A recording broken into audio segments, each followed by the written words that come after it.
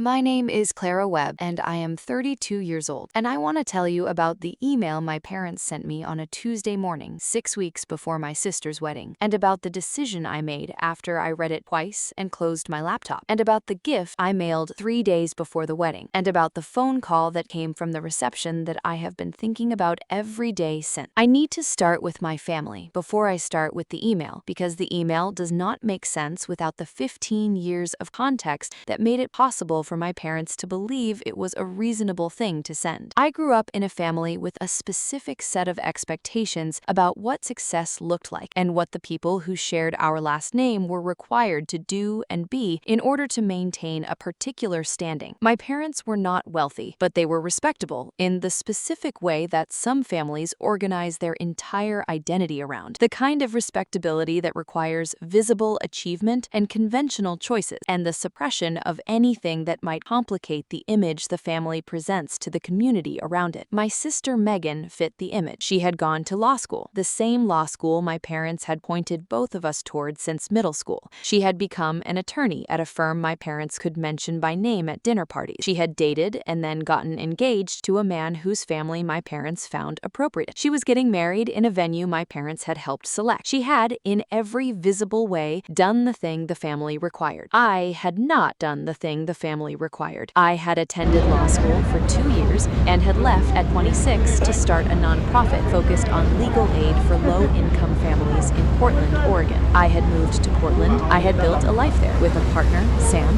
whom I had met at a community organizing event and who my parents had been cool towards since the day I introduced them, not because of anything specific Sam had done, but because Sam was not the kind of person my parents had imagined for me, and they had never been willing to revise that imagination.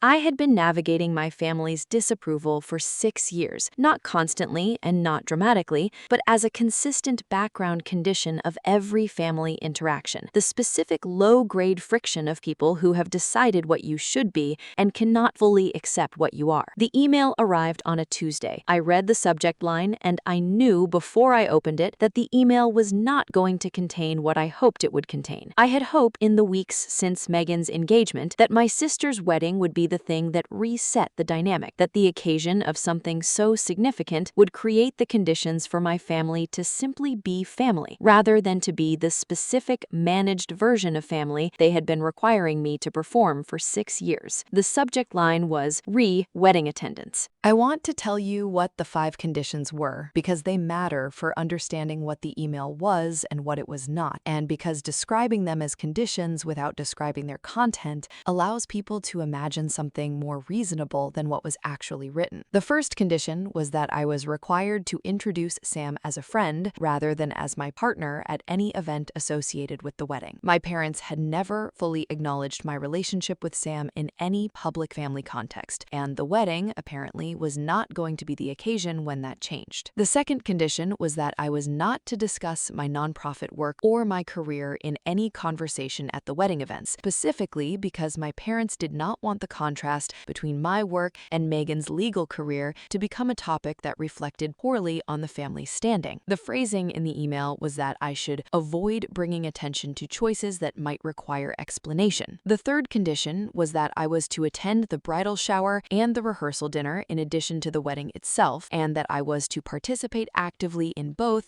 without qualification or conditions of my own. The fourth condition was that I was not to raise during any of the events the various disagreements I had had with my parents over the previous 6 years, which the email described as unresolved conflicts that are better left for a more appropriate time. The fifth condition was that I was to apologize in person and in front of the extended family for my behavior at a family dinner 4 years ago, when I had defended my decision to leave law school in direct and honest terms after my father had used that dinner to make his views about my choices clear in front of my cousins and aunts and uncles. I read the email once. I read it a second time. The second reading confirmed that I had not missed anything and that the email said exactly what it appeared to say. I sat with the email for the rest of that Tuesday. I went for a walk in the afternoon. I came home and made dinner, and Sam asked how I was, and I said I had received a difficult email from my parents and that I needed until morning to know what I thought about it. In the morning, I knew. I knew because waking up after sleeping on something is the clearest way I have of understanding what I actually think,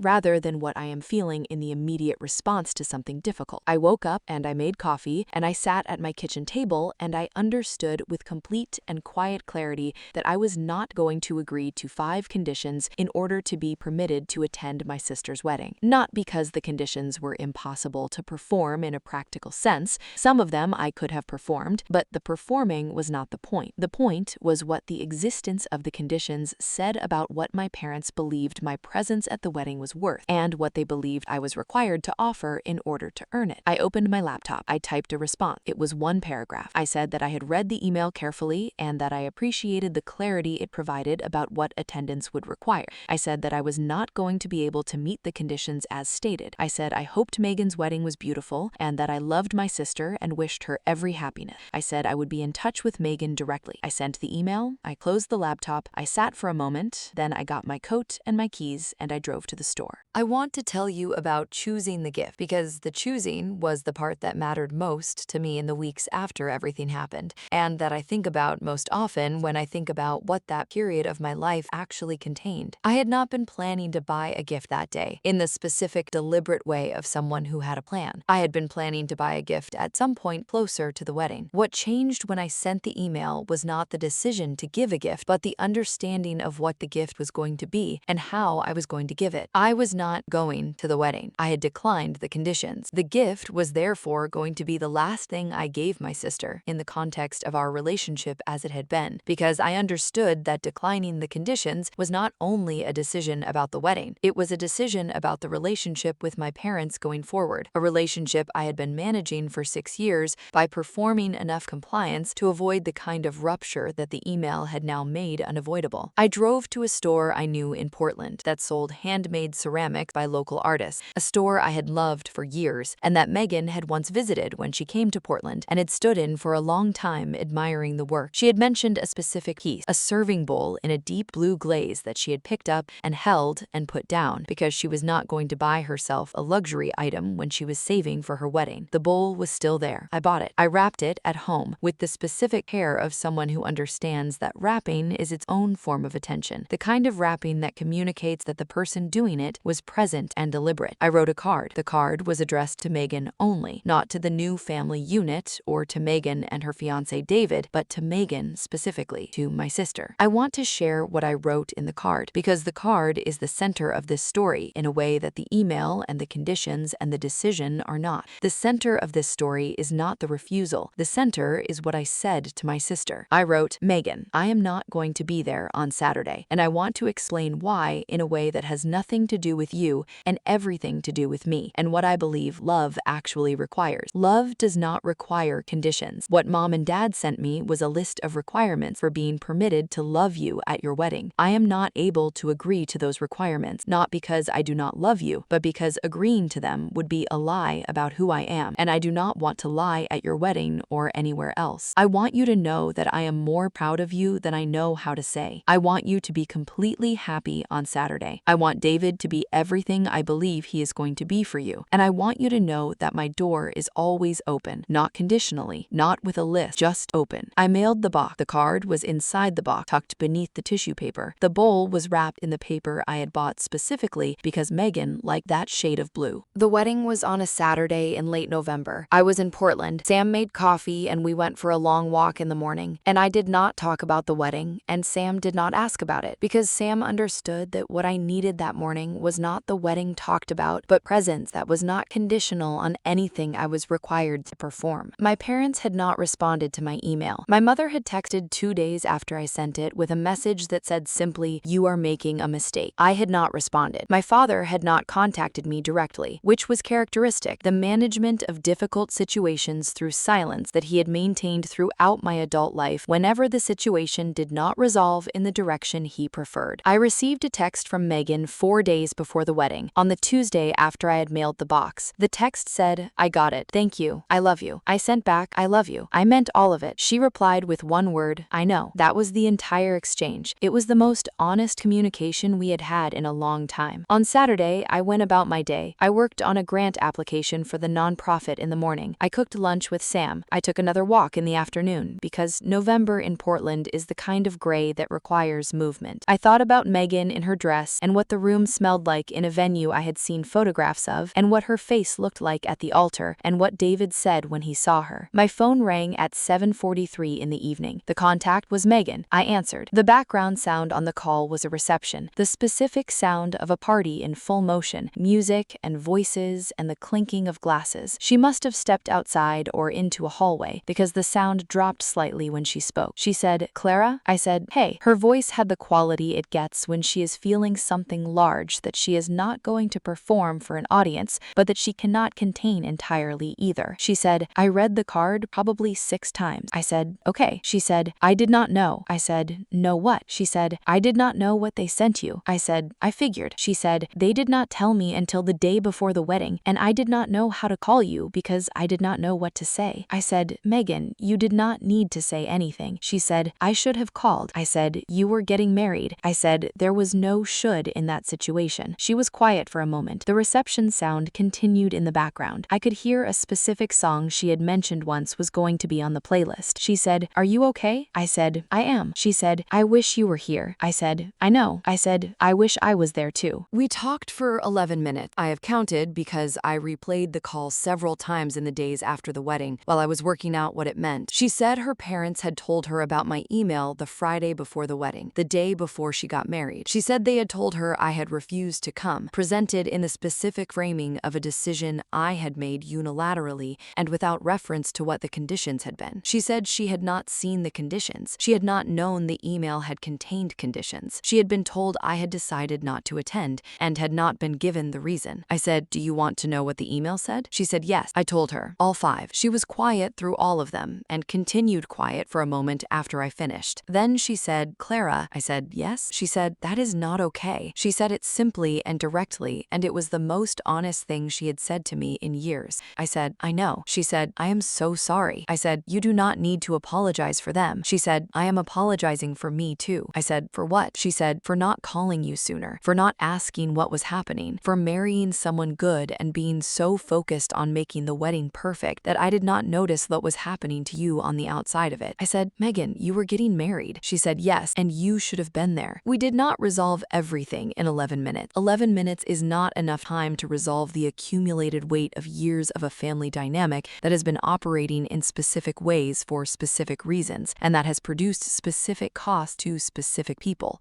But we talked honestly in a way we had not talked in a long time, and that honesty was the beginning of something. She called again on the Monday after the wedding, from what she said was the hotel she and David were in before their honeymoon flight. We talked for 40 minutes. I told her everything: the 6 years of navigation, the conditions in the email, the walk I went on Tuesday morning before I knew what I was going to do, the store, the bowl, the card. She listened without interrupting, which was characteristic of the Megan I had known before the law career and the family performance had required so much of her attention. She said, "What do you need from me going forward?" I said, "I need you to be honest with me when things are hard." I said, "I do not need you to manage what you say to protect what they think." She said, "I can do that." I said, "I know you can." She said, "I want you in my life." I said, "I want to be in yours." She said, "Then we figure it out." I said, "Yes." My parents and I have not spoken since the Tuesday email, not because I have made a decision that they will never hear from me, but because I have made a decision that the next contact needs to be honest in a way that previous contact never was,